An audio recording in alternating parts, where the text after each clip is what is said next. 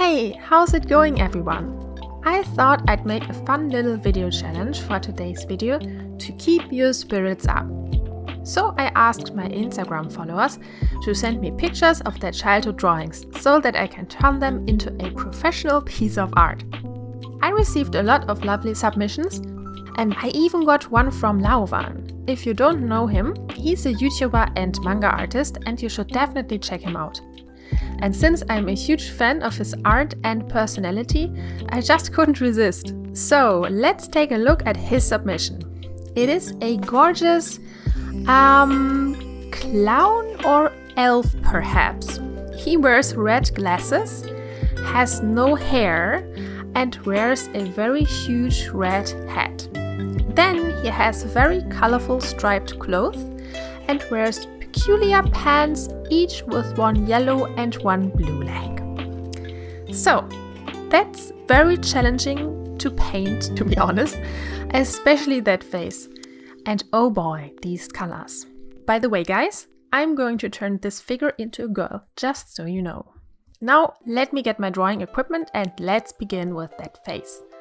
This elf/clown thing has no hair on its head, so we are doing that too. Also, the head is very round, so I will try to draw that as well while staying within the borders of reality. I couldn't exactly tell what kind of hat he's wearing, so I went with a big old turban. And of course, my drawing will also get nice round glasses. Next, my character is getting a dress with lots and lots and lots and lots of stripes. From the reference, I couldn't tell if the clown/elf or whatever it is wearing shoes or if it's just a long pair of socks or just colorful legs, so I just went with thigh-high boots. And because I wanted my illustration to look pretty, I decided to add some decorative elements in the background, meaning flowers. It should look like one of my drawings after all, and I have a very flower-heavy style to say the least.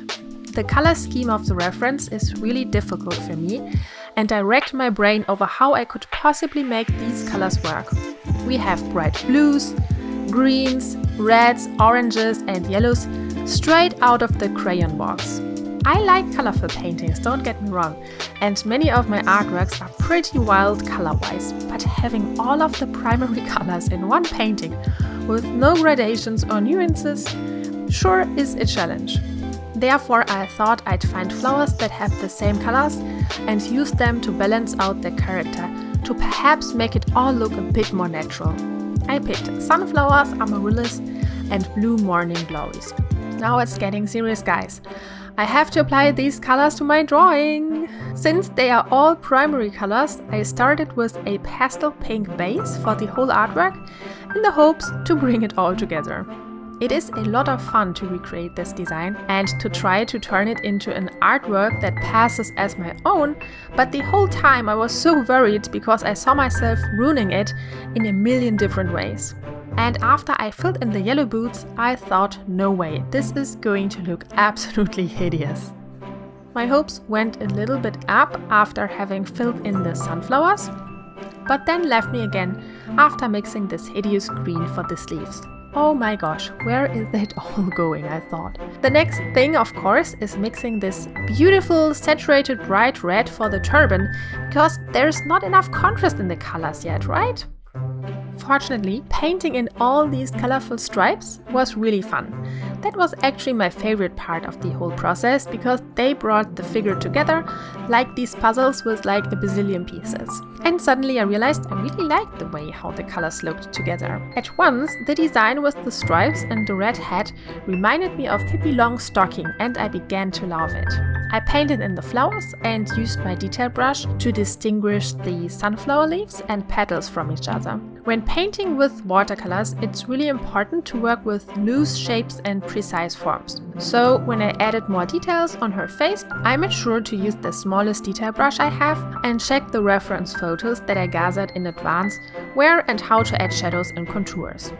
I worked with a variety of different photos that I stuck together for this design because I wanted to make sure that I have realistic references for all the clothing and of course the difficult things like her glasses, the flowers and so on.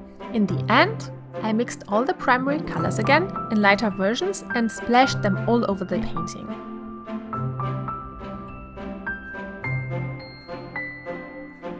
Then I drew some more flowers with a black micron pen and called it finished.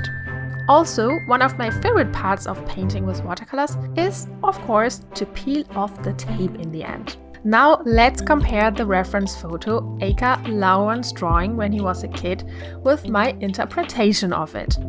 I think I rendered the color scheme pretty decently, especially the dress and the boots.